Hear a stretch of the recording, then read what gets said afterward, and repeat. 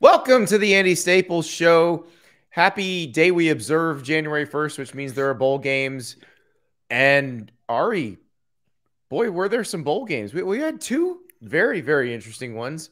One that was a complete and utter blowout, and one that is trending toward blowout. The Penn State-Utah game still has about 3 minutes to go. Okay, yeah. Where do we rank the USC Tulane Cotton Bowl in the pantheon of best bowl games this year? Is it 2? Ooh. Oh, okay. Well, I think the two playoff games were still probably better. So 3? Yeah. Yeah. Arkansas, Kansas is tough. Did you think that the TCU Michigan game was better than the Cotton Bowl game? I mean, the comeback in the Cotton Bowl was utterly improbable. If you'd have said at 45-30, it's going to go touchdown, dropped kickoff, safety, length of the field, touchdown to win. The second the drop kickoff went out at the 1, I knew that Tulane was going to win the game. It had that feeling to it. I don't know. It was wild. I mean, because there was so little time left for them to do all that.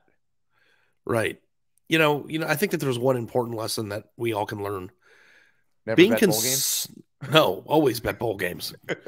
Says a guy who had Mississippi State. Yes. Well, no, you had Illinois. You had Illinois. I had Illinois plus 3.5. I had the game. It was over. I won. Yes, Illinois was down by 3.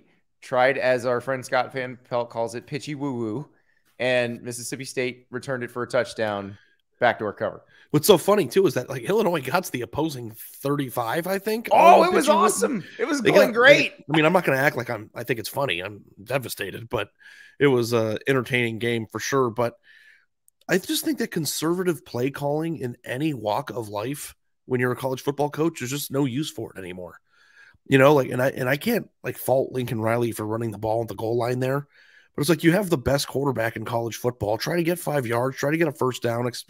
Well, you know, like running it up the middle 2 times. Like, what are we doing? To Lincoln Riley, and I don't know that Alex Grinch is going to be USC's defensive coordinator next year. I have a sneaking suspicion we're going to hear that Alex Grinch took another job that sounds strangely like not as good as the one he has now, but took it anyway because maybe it wasn't available. The one he has wasn't available to him. Mm-hmm. But look at what a true nose can do. He can stuff you on the goal line and get a safety. Well, it's like in that position, if you're Lincoln Riley, don't you have to know that if Tulane gets the ball back down 6, you're going to lose? And if so, do you run the ball 3 times, try to get a punt off and play defense, or do you do everything in your power to get a first down there? Yeah, like just as long as Caleb Williams is healthy, they should just be trying to score because Tulane couldn't stop them. No. So why are you going conservative up the middle in that position? It's funny because all of this is a philosophical problem. Like the basic philosophical problem is they don't care enough about defense to actually put a good one on the field. Like they don't practice it right. They don't scheme it right. They don't populate it right with the right kind of people. And I'm going back to Oklahoma here. Like they put guys who should be 3 techniques at nose, and they're too small for what they wanted to be. They need to do it all differently. But you make a great point. If you're going to be, if you're not going to field a conventionally good defense, if you refuse to do that philosophically, then why are you trying to impact your offensive philosophy? Why are you trying to play conventional offense as if you actually have a good defense? That's the perfect point. Like, you know, if you've never played blackjack before, but you go to a casino and they have those cards on there that give you instructions of like what to do if you have a 3 against a 6 or whatever, and you just like play the hands based like you're a robot. I feel like there was a coaching manual for that like existed 15 years ago that some coaches have been able to put down completely, but other coaches continue to look at in certain critical scenarios that have nothing to do with the way that they approach offense at all. And it's like, I think if you were to look at the college football offensive play calling blackjack cheat sheet, it would tell you in that moment when it was published in 1993 that you should run the ball up the middle and try to get some space and get a clear punt off. But if you're the head coach of your team and the Cotton Bowl's on the line and you're already given up 39 points, and the other defense cannot stop your quarterback, and you can just continually. I mean, how many dink and dunk first downs did USC get that entire game of They were receivers wide open on the sidelines. 13 of their first 16 third or fourth downs in that game. It And was you played insane. football, so tell me, because I only played the high school level, and everybody always says you've never played football, so you can't know anything about it. But is it that much harder to throw a 6 or 7 yard out in the end zone? Well, from 6 your or 7 own yard one? out is a almost, there's a real pick six risk there, but there are other things you can do. I mean, you can line your guy up in the shotgun and run a slant. I mean, they were hitting those all day. And it's like Tulane knew exactly what the play was going to be. Yeah, you need it. I mean, you can run a quick game pass from the shotgun where you should feel relatively safe that you're not going to have to deal with a safety. Now, what you worry about is an offensive lineman holding and you getting a safety that way. But it's funny because as I watched it, I hadn't thought about it that way, but you're exactly right. Like the blackjack card for Lincoln Riley is if Caleb Williams is on the field, double down every play. Yeah, it's like the guy won the Heisman. Let him win the Heisman. I mean, like that's and the second they punted the ball, I was like, oh, they've got a minute. This defense can't hold anybody, especially not with the game on the line. And sure enough, they went down the field, converted 2 fourth downs on the way to the touchdown, and then got it there at the end with 10 or 11 seconds left. So good for Tulane. I guess this was a almost 100-year revenge game. It's incredible. And Stephen Wilson with the great line here. The best running joke from this game is Lincoln Riley escaping having to play the SEC at Oklahoma just to lose in spectacular fashion to a founding member of the SEC at USC. That's right. Tulane, founding member of the SEC, decided to get out in the 60s. Kind of regrets it now. Yeah, I kind of think, too, that, and Vaughn just said something that sparked my memory of this point I want to make, but watching 2 college football games, you should know not to call off the dogs. And I think Ohio State, to a certain extent, maybe it was because they lost Marvin Harrison, did a little bit. USC didn't call off the dogs, but they were overly conservative. I think that in college football at the highest level, and I guess if you want to include the Cotton Bowl in that highest level, Andy, defense isn't winning you games. No. USC's defense isn't going to win you games. Well, let me ask you about this, because I heard a lot of criticism of Ryan Day for not running the clock more in that game, that they were snapping the ball with. I remember we talked about it in the press box. We're like, why are they snapping the ball with 30 seconds on the play clock? But isn't that him doing exactly what we're criticizing Lincoln Riley for not doing? Well, I think it's all situational football. I mean, you can still run an aggressive offense, but not use all the time on the play clock. But I do understand and respect, like, how much time was left. Were they in the middle of the third quarter when people were saying that? Or were they fourth quarter? This was fourth quarter. This is fourth quarter. I mean, it's like you can give Ryan Day crap for not running the clock down more, but I think the biggest issue was they gave up a 75-yard touchdown when they were up by 2 scores. The other thing is Georgia made a schematic change where they decided we're just gonna blitz all out and whatever happens on the back end. Now, what I do think Ohio State probably don't do that if Marvin Harrison Jr. is in the game. Is after that big C.J. Stroud run that got him inside the 30 or to the 30, I would have lined up in shotgun and thrown it 3 more times. They ran the ball on first down, and I think it put them behind the sticks a little bit. And then at that point, it went to a few more passes, and then that would set up the worst field goal of all time. But I don't know that I think that Ohio State lost that game because they were too conservative. But what I do know is that every single coach, and I said it about the quarterback competition thing too, when I used the Brock Purdy thing, why does it take an injury to know what you have on your bench? I also think the coach has to know exactly who his team is, the situation that his team is in, and know that, you might want to play for defense if Georgia's defense is going to trot out there and get a stop, but USC can't stop anybody. So by running the ball, even if they wouldn't have gotten that safety, you're already conceding yourself to potentially giving the team that is going to score on you the ball back at the 50 with 1 minute and 10 seconds left. And it's like, Lincoln Riley should have started that drive thinking there's no possible way that we're going to win this game if we don't get a first down here. Yeah. And run offense that is indicative of that thought process. And you know what? They probably would have scored another touchdown and won. Yeah, they probably would have scored. They would have had a 99-yard drive. And I understand if you have a pass play that's going to take 3 or 4 seconds potentially to develop, that you're nervous about a safety happening in the end zone. But Andy, the safety happened. It happened doing the conservative thing. Exactly. And Caleb Williams having the ball in the shotgun is probably less likely to get sacked in the end zone for a safety than any other human. And more likely to get a 9-yard gain on the ground. Exactly. So, yeah, I just They have to change philosophically if they want to get where they want to go. I wrote that after the Pac-12 championship game. The Cotton Bowl only reinforced it. I would imagine if they were going to make a defensive coordinator change, which I still think they're going to, it may already be known to the people inside. We'll tell people that hadn't read your column from Vegas what you wrote. Okay, so after the Utah USC Pac-12 championship, I wrote, this will never change until Lincoln Riley decides to change. I'm talking philosophically, globally, not just change defensive coordinators, because you could change coordinators, but if you don't decide defense actually matters to you, you are not going to do anything different. This will be the same banging your head against the wall, like Oklahoma in 17, Oklahoma in 18, Oklahoma in 19, USC this year, same. They're the same. And you have to decide you want to do something different if you're Lincoln Riley. And that's going to require some self-scout. That's going to require going to other coaches and saying, how'd you do this? You're USC. You take that job. You have all that money. What I would do is I would you see this like nice wall behind me that has nothing on it. Mm-hmm. It'd be perfect for a projector, right? So I would take a projector and I would put up Georgia's defense. I'm going to be like, can we do that? Yeah. Can we be like that? And guess what? And give me a reason why they couldn't. You can do that. Well, here's the reason. Lincoln Riley has to practice like Kirby Smart practices. He has to be willing to hit the way they hit.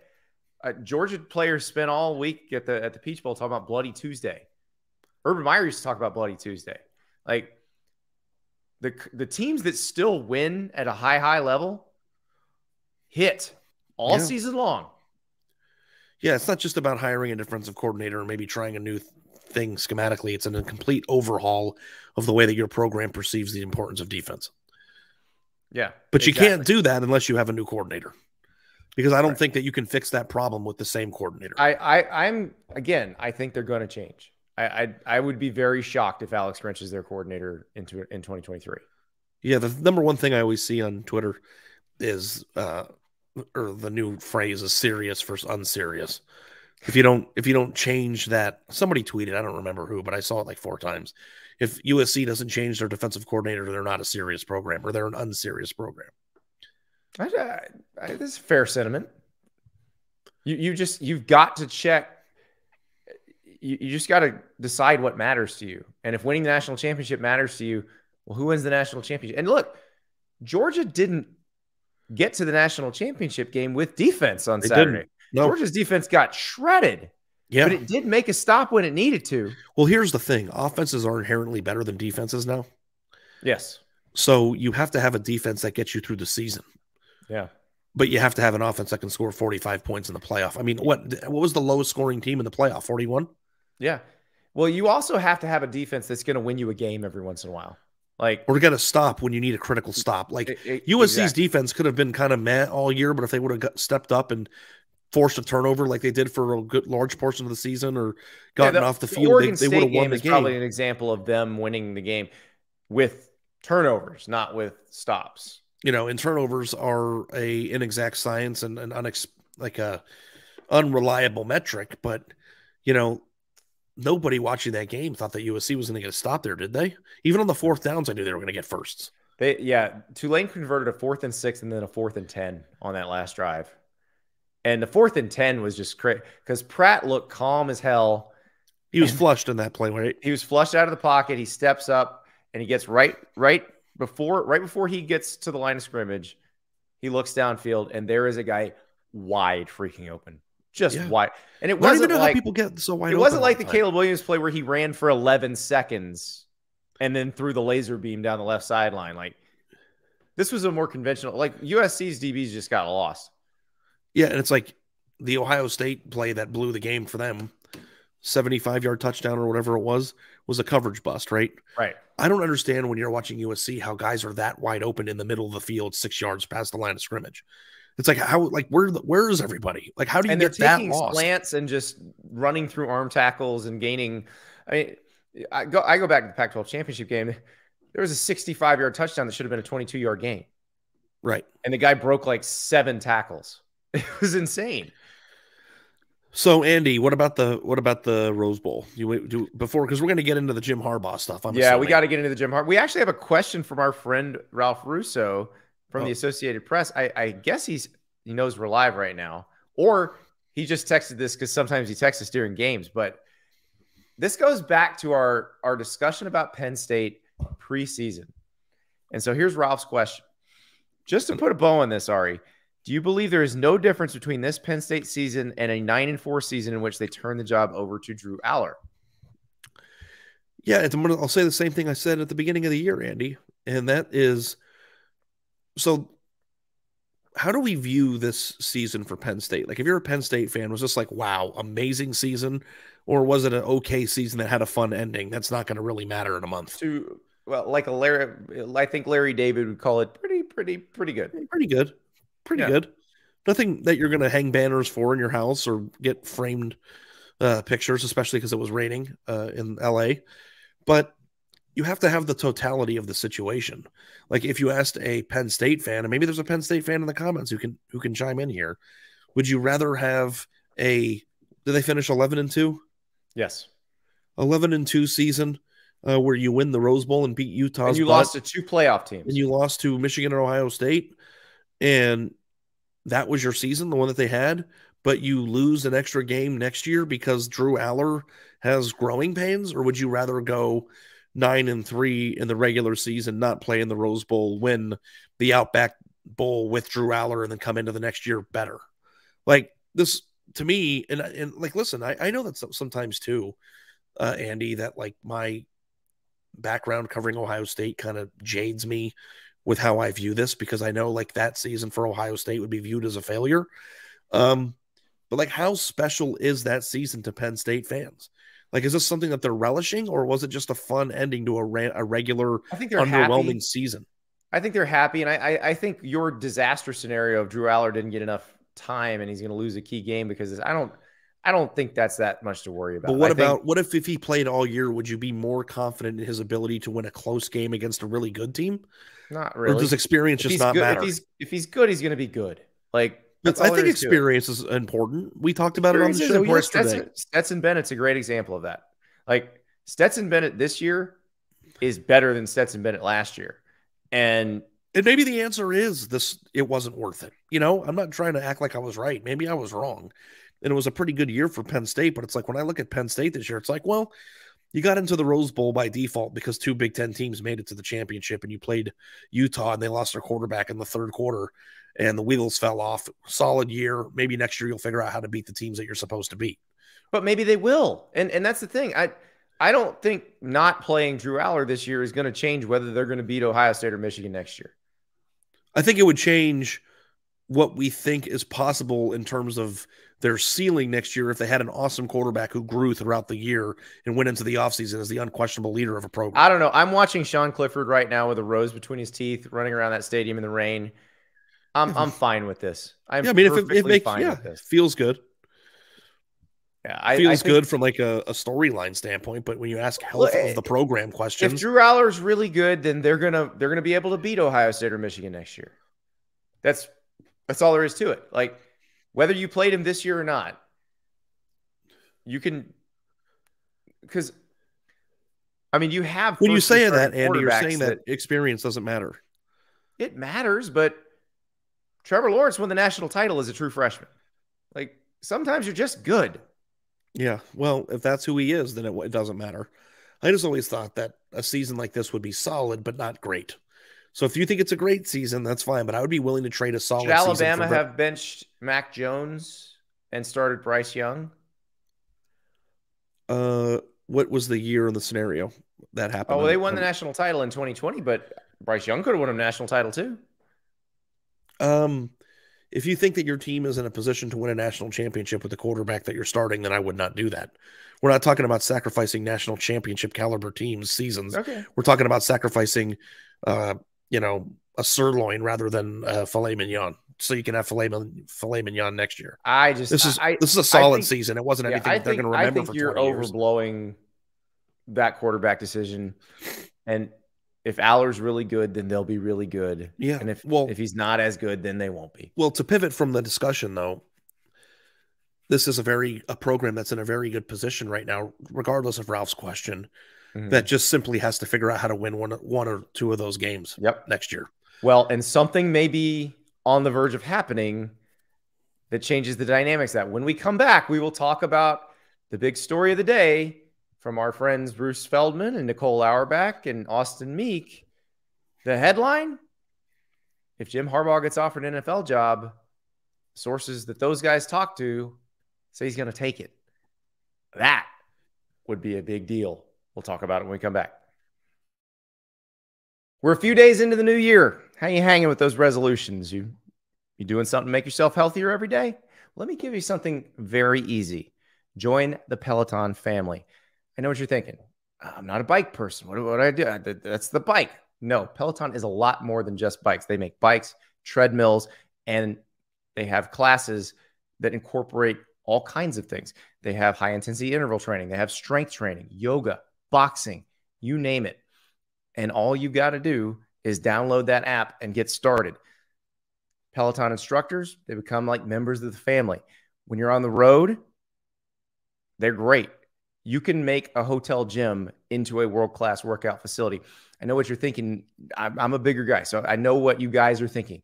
A hotel gym doesn't have more than 50-pound dumbbells. I got to lift more than that. If you can do an Adrian Williams Thunder 45 workout with 50-pound dumbbells, I will shake your hand. Trust me, the hotel gym has everything you need when you're using Peloton. So try Peloton risk-free with a 30-day home trial. New members only, not available in remote locations. See additional terms at onepeloton.com/home-trial. That's onepeloton.com/home-trial. Did you know that your temperature at night can have one of the greatest impacts on your sleep quality? If you wake up too hot or too cold, I highly recommend you check out Miracle Made's bed sheets.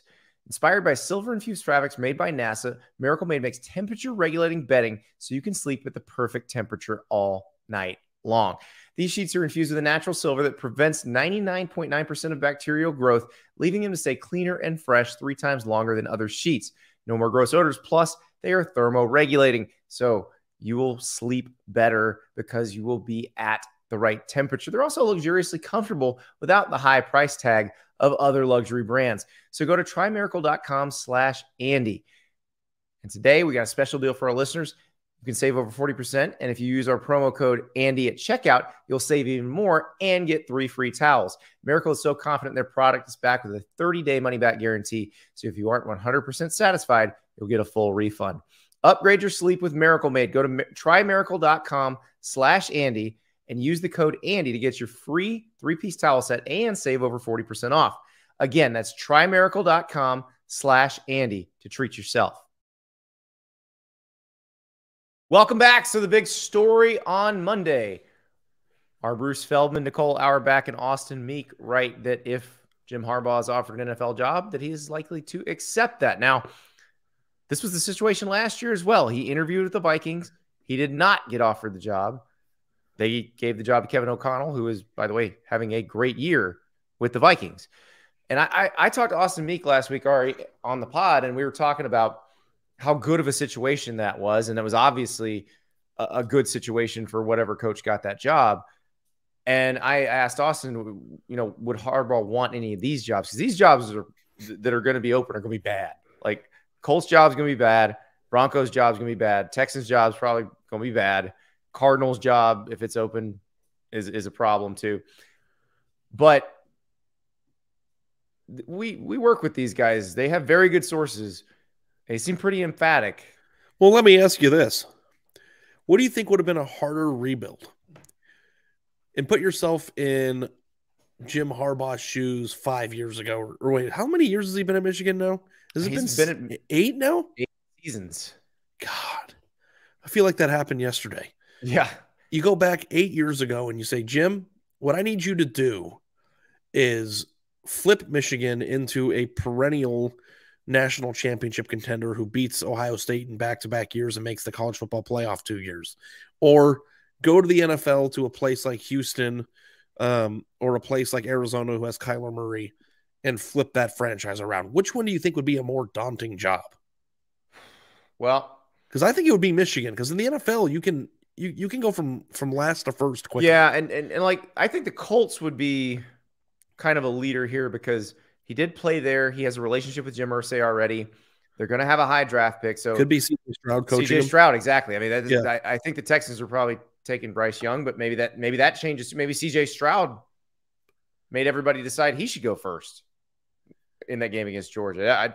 He certainly changed my mind about him in general. I don't know. Because I don't know if there's such thing as a bad NFL job if you're a good coach. Maybe the Browns.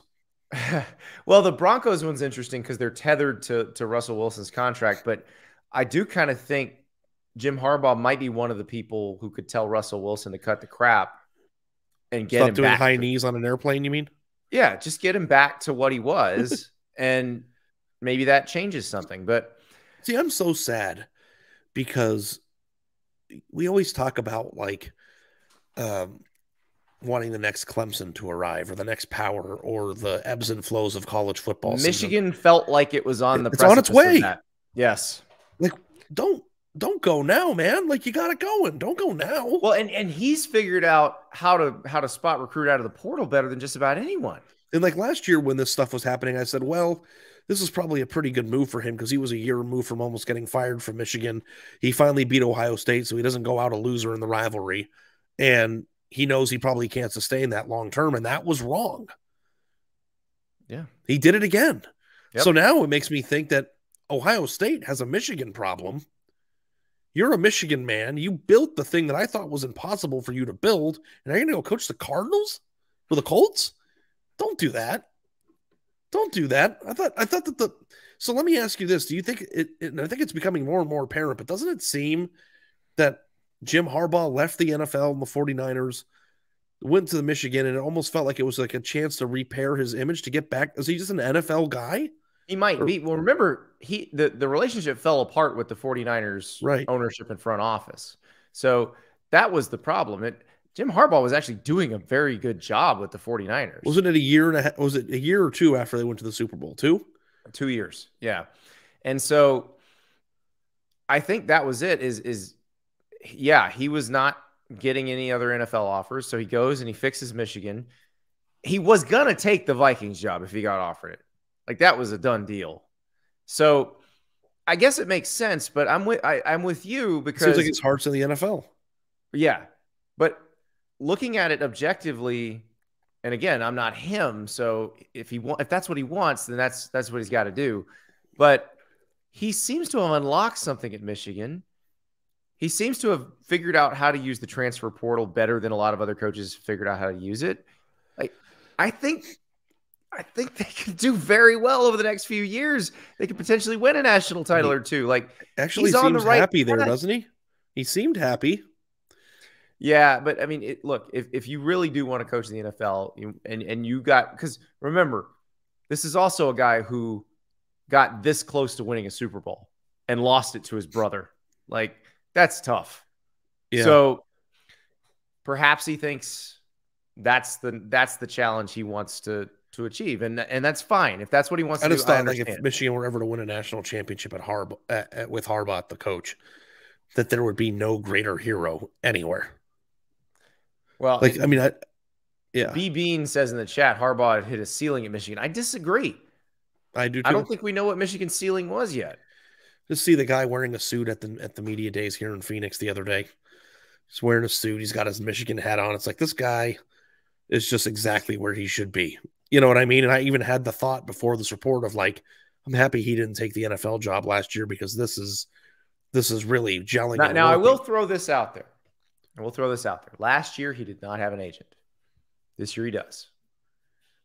So this also is a way to pump up any potential salary at Michigan. It just doesn't seem like him, Andy. It doesn't. I agree. That is not something an agent to begin with. Really done in the past. Right. And the client tells the agent what to do. And he's not going to be like, well, we just got to the playoff for the second consecutive year. Can you please squeeze Michigan for every dime they have? Like, it doesn't seem like that would be his concern. That's not really Harbaugh's MO. So, but maybe, money's money. I would do it. Yeah. I understand if that's what he wants to do. I just think he's got potentially something special brewing in Michigan. Now, I realize we are putting the cart way before the horse, but hey, this is what we do. It's almost the off season. So if he were to leave, who gets that job? Because my first thought is, if I'm Ward Manuel, I'm saying we're gonna have a nationwide search, and then I am walking down the hall and telling Sharon Moore, "Congratulations, you're the new head coach." Yeah, I guess so. But there's a lot of people who would want this job. Like, is this the one that like Dave Clawson would move for?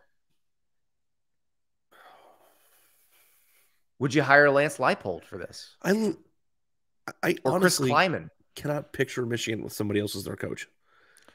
Okay. It's like, it's gotten to that point in my head now where it's like, I cannot even fathom it. Let's talk about Chris Kleiman. Like, imagine that philosophy at K-State, but with Michigan players. You just tough as hell, but you're Michigan, so you're going to get some elite talent. Yeah. I think that could work.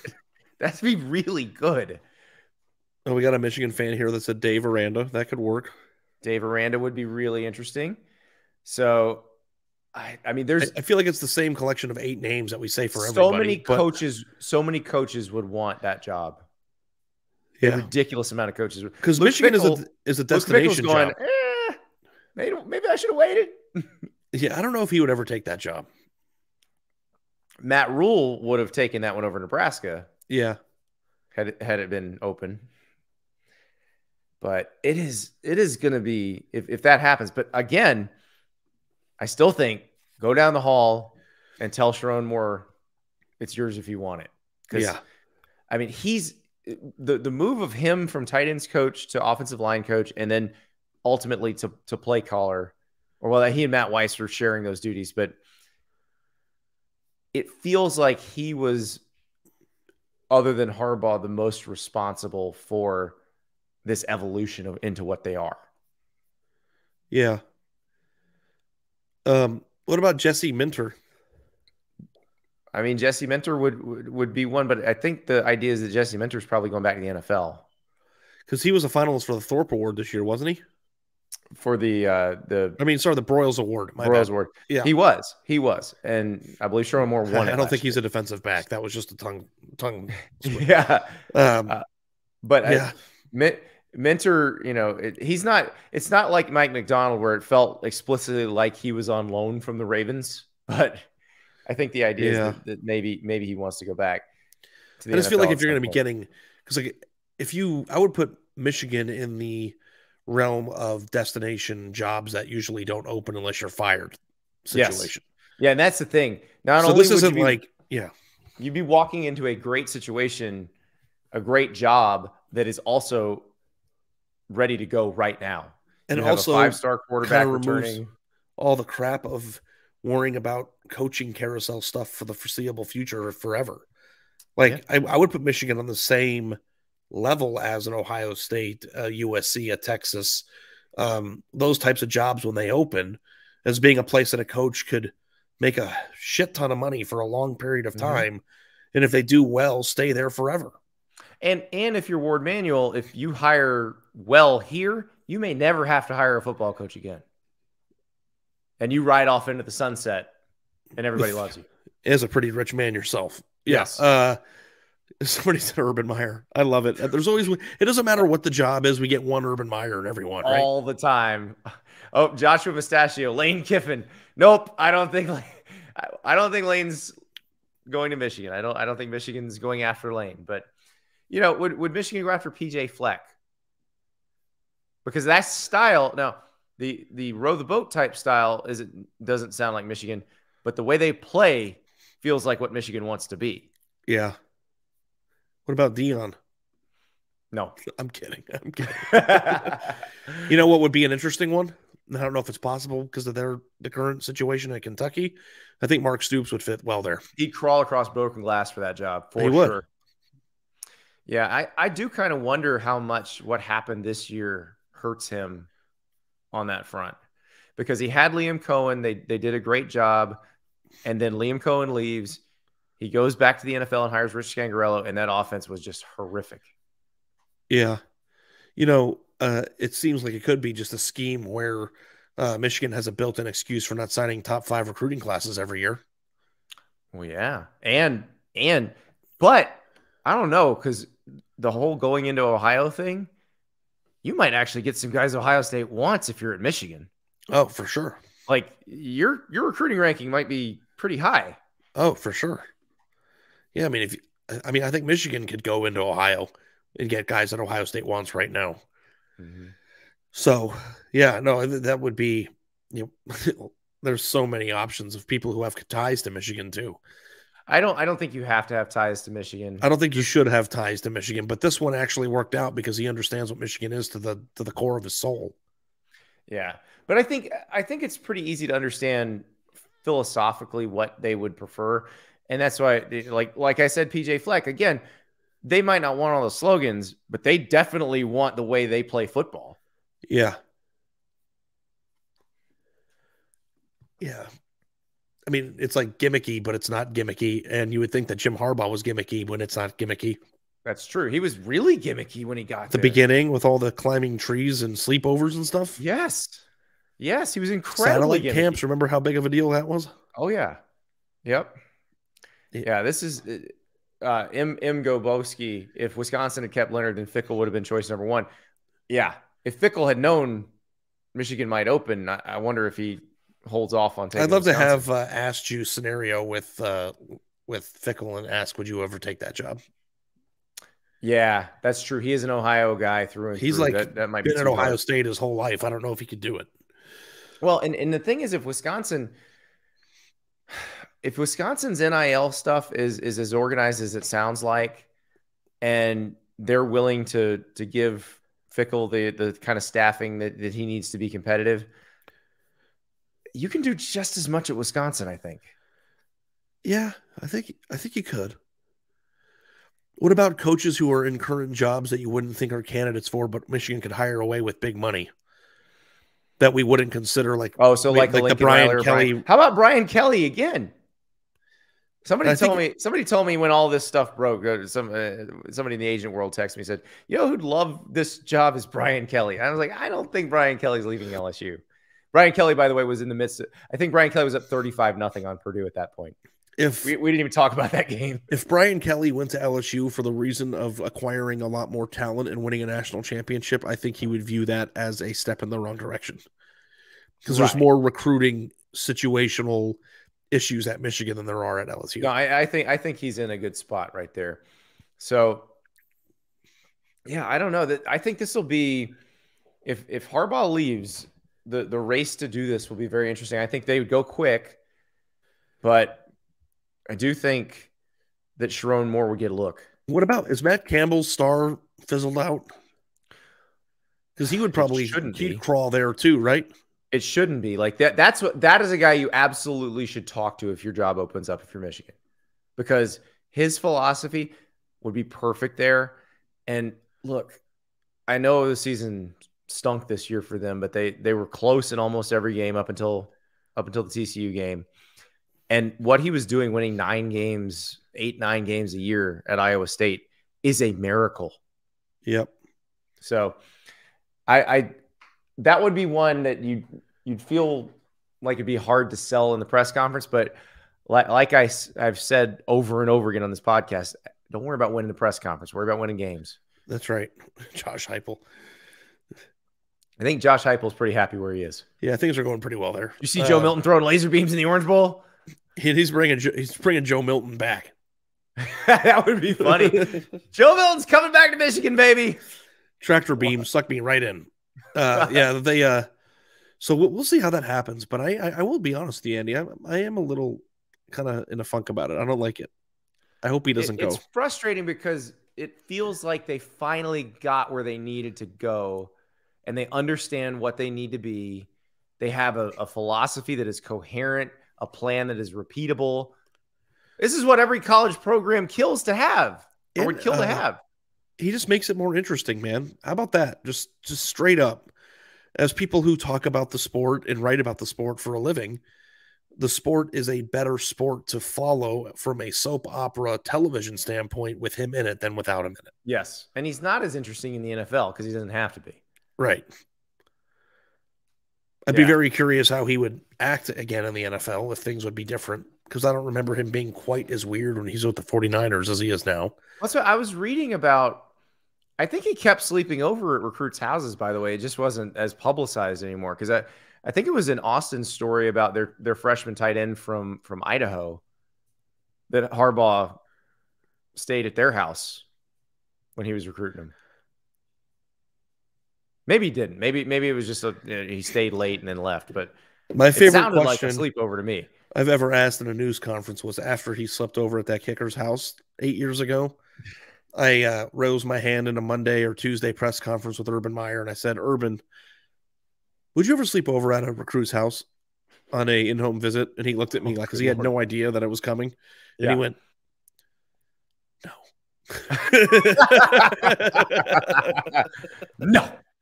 Here's something from Andrew Cooper that I have not, well, one part that I have thought about because I said it earlier, but the second part I didn't think about. And it's something that we do need to think about these days. So Andrew Cooper in the chat says he's just using his best leverage to get more cash for him and his players. Now, we did mention for him, what if this is a way to squeeze a few more shekels out of Michigan, which Ari and I both summarily dismissed because it's just not his MO. But what if the ask is not give me more money, but get your NIL house in order and let's hook these dudes up so we can get better dudes? I believe Ari is on mute. I don't know why StreamYard does this to me. Sometimes it just mutes me for no reason. It doesn't like you. In the discussion with the administrators about, hey, you got this job offer or you're interested in this job, Jim, what can we do to make you happy? He sits down in the most serious and straightforward way possible, which I'm not sure looks like for Jim Harbaugh being straightforward and obvious, but says, listen, the way that the NIL game is going, we are losing recruits because of it. We are not able to compete at the highest level as this game continues to evolve unless we evolve with it. I've noticed that there's a hesitance, despite the fact that this university is probably richer than 95% of the universities in the country in terms of, donor support and all that. If you want me to be your coach, you got to give me a chance. In the NFL, I don't have to worry about these things. It's a level playing field. We have the draft, we have free agency, we have salary cap. You got to give me a shot in the arena to get the players that we need to get in order to compete at the highest level. And this is my opportunity to tell you that either we figure that out and you promise me that gets done, or I'm gone. That's a legitimate ask. And that's a legitimate way to use your leverage. Andrew, you're a genius. Like Andrew solved the equation, maybe. I had not thought about it that way, but that is... Because the number one gripe from Michigan fans is the lack of NIL usage. Well, and just to kind of spread this out, this wouldn't just be a Michigan thing. This is something you could see going forward with various coaches. Yeah. You could see it happening at big time programs too. Well, and the other thing is it's not unusual for a coach to say, I'm not doing this for more money for me. I'm doing it for more money for my assistants. That has happened a lot over the years. Because that's where the money used to go. Yeah. Why not spread it to the players now that that's something you're capable of doing? It's a very interesting way of looking at it. And perhaps that is what's going on here. But again, just having watched Jim Harbaugh through the years, knowing people who know Jim Harbaugh, I'd still be surprised. If he really wants to go to the NFL, I think he's going to go because he wants to go to the NFL. Well, do you think it's going to happen? I think somebody's going to offer him a job. I think the Colts or the Broncos will. So, because 2 years ago, he wasn't even hireable in the NFL, right? Allegedly, yeah. Or because it just wasn't going well, they didn't have a ground to stand on to hire him again. Yeah. But now it's like this is an automatic, attractive hire for an NFL franchise, right? Yes. Especially one that is rebuilding, that is either going to have a young quarterback or needs to have a quarterback fixed. So the Colts will have a young quarterback. The Broncos need one fixed. The Cardinals need one fixed. Yeah. The Texans will have a young quarterback. The Panthers might have a young quarterback. They also have a former Stanford quarterback in Houston. That one. I thought you were talking about the former Stanford quarterback who used to play for the Colts. He ain't coming back. No. I'm talking about I listened Davis to our long neck narrative Mills. podcast series, and I actually saw Andrew Luck in Las Vegas and talked to him for a minute. Could you imagine if he went to Indianapolis and Andrew Luck came back to play for him? That would be incredible. Because how old is That'd be Andrew Luck amazing. now? Early 30s? Yeah. Now Yeah. he'd have to hit the weights a little bit, but He lost a lot of weight. oh yeah. But he could do it. That wouldn't be real hard. Yeah. He's healthy now. Took his yeah. That's what Tony Ayo says. Davis Mills sucks. Ari. Well, he's got a long neck, so you don't know. I have a long neck too. Do you have a long neck? Oh yeah, I feel Davis Mills' pain. Look at this. You do have a long neck. I'm like a human bobblehead. I don't have a long neck. I'm just happy to have a neck at all. Yeah. Well, I didn't. This is one thing the weight loss is exposed for me is I'm essentially there's a neck under there. I'm the white Merton Hanks. So, do you celebrate by bobbing your head back and forth the way that he used to? I should now. That was my favorite touchdown celebration as a kid. It is strange seeing him as a Pac-12 executive now because I loved his celebrations, even though I hated the 49ers because they won too much. That's weird. But all right, we're going to take one more break. When we come back, I want to put a bow on this bowl season. What were our favorite moments? Because this one was awesome. It really was. This is, I don't care what you think, too many bowls, whatever. If you didn't like this, you just don't like football. We'll be right back. Let's be real. Everybody wants to have better sex. The problem is up to 50% of guys have symptoms that get in the way of either wanting or enjoying sex. But Roman is here to help. Roman is the digital health clinic for men, addressing a variety of sexual health needs and offering genuine medication that helps achieve and maintain your sex goals. In men with low T, getting testosterone levels back to normal can help increase your libido. Roman offers a testosterone test, which includes lab processing, and if it's appropriate for you, treatment for low testosterone. So how does it work? First, complete an online visit detailing your symptoms and your medical history. A U.S. licensed healthcare professional will review your information and make a personalized treatment recommendation. Roman will then ship your treatment in discreet packaging with free 2-day shipping if you're prescribed medication. At Roman, there are no waiting rooms and no hassle. It's just a straightforward digital experience from the comfort of your home.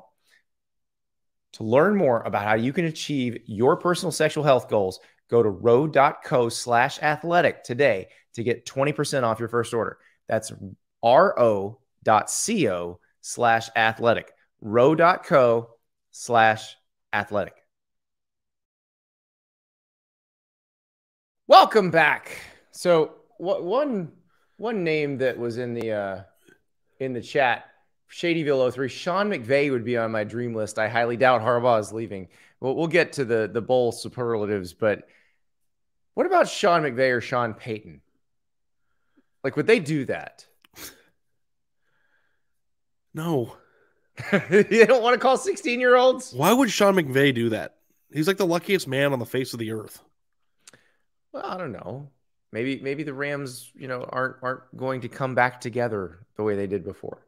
So we'll see. So but yeah, he's got to start trying to sign top 5 classes. Sean Payton's still Saints, still under contract with the Saints, but I think he could coach in college. But I don't think that would be for very long. My guess is he's going to the NFL as a head coach again, either next year or the following year.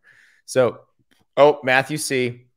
John Gruden is going to Michigan. You heard it here first. We didn't have a podcast unless we said John Gruden's name. We got to have some groomers.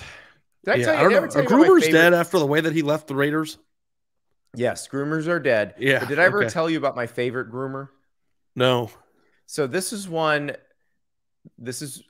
I think, post Schiano Sunday, pre-Pruitt hiring. So this is after the firing of Butch Jones. They tried to hire Greg Schiano. They rescinded the offer, and they're still looking. So I talked to a Tennessee fan who I know, who shall remain nameless. And I'm not sure if this person was actually believing this or passing along, this is the dumbest thing I've ever heard, but it certainly tended toward I actually believe this. That Gruden was in a private plane flying over Knoxville and just waiting for the signal to land and sign his Tennessee deal. I can't remember what was holding it up. Was it a hand signal? Or do you just shoot a flare in the air? I think it's a bat signal kind of thing. Like it's not the actual bat signal, but like a Chucky signal, a Chucky doll signal. And they would land, and then He'd he would just come sign. ink it, and then he'd fly off into the night again. Yeah. I think that would be the best one I heard. Yeah, Him that sounds eating at pretty. Calhoun's is pretty basic, especially when it was clear he was in Seattle at the That time. seems pretty nutty, Andy. So, yep, but that was it. So no groomers this time. If Jim Harbaugh leaves Michigan, there will be no groomers. I apologize for that. All right, Ari, this bowl season has been pretty spectacular. There were a few good games early, but it feels like once you had the triple overtime Kansas-Arkansas game where Arkansas did almost everything possible to give it away. The kid who caught the 2-point conversion in Texas and got his Applebee's commercial last year caught, I think, a touchdown and a 2-point conversion in this game. And then Arkansas comes back and wins. That's still one of my favorite. That's probably my favorite non-New Year's Six /CFP game. Yeah, that was a good game. The Gator Bowl was awesome too. That South Carolina Notre Dame Gator Bowl was awesome. Yeah, that was good. I'm trying to remember which one was my favorite one. The Oregon-North Carolina game was fun. It was great. Yes, that was the same night as Kansas-Arkansas. It was right after that. The Arkansas-Kansas game was the best game of the. Like, listen, if we're just going to do straight football games and we just don't talk about the stakes that are involved in them, there's no question that the Kansas game was the best game. Yes, and it's one of those things where all of us who were watching together on social media came together and just, this is why we do this. This is why it's fun. This is why we love this sport. There is a lot of this is why we love this sport moments in bowl season. And it's like funny too. I was talking to another reporter on the phone today. He knows who he is. And he said, why would you get rid of something that has the television interest that these games have? There's some people who feel like they should get rid of the bowls, but it's like, how many other sports would kill, like he said, for the ratings of the Bahamas Bowl? Well, that's what people don't understand. That I keep trying to explain. As long as these games get 2 million viewers, they're not going anywhere. I think I watched almost all of them, Andy. Yeah, I watched all or part of every single one. Yeah. I don't think there was one that I didn't watch a single play of. The LSU Purdue game was the worst one. I watched a few plays of that. Were they all touchdowns?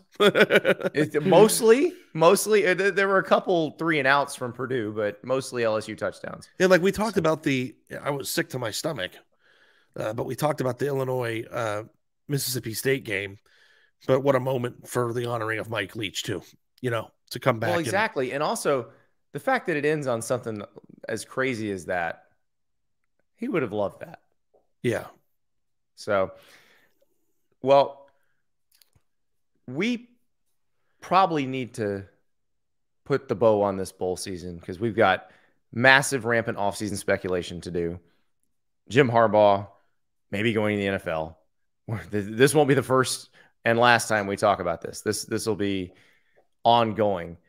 And then we got a national championship game to talk about, Ari. We got TCU in Georgia. We're going to be in LA later this week. So let's get ready. Hopefully, as this has been going on, as we're recording this, I just flipped it on. Damar Hamlin from the Bills is down on the field. I hope he's okay. That looks awful. Whatever's going on, it sounds like they're giving him CPR right now. So I hope he's all right. And it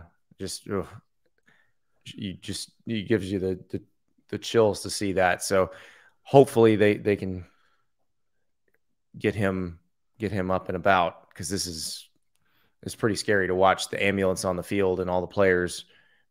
Josh Allen looked visibly shaken. So hopefully he's going to be all right. But we will be back. Ari, we got what Stars Matter. First thing you do in the morning. On Wednesday morning. You, Mitch Light, me, and Max Olson, we're going to talk about a new way to evaluate talent. That's something you said we got to figure out. So we're going to do it. And then we're in LA on Thursday. We got to come up with some good would you rather questions for the for the players in the national championship Yeah, game. I'm driving from Phoenix to LA, so I will have time to ponder them in my car. Oh, listen, that's what I want. I want you pondering them. I don't want you. Would you rather coming be out behind a person who's walking one step slower than you want to walk for the rest of your life? Or would you rather have a rollerblade permanently attached to your left foot? This is the type of thing we need to be asking. And we're going to workshop that one. I'm not sure if it's perfect, but we're going to workshop it. All right, guys, it's been fun. Thank you for a great bowl season. Thanks for hanging with us, and we will talk to you later this week.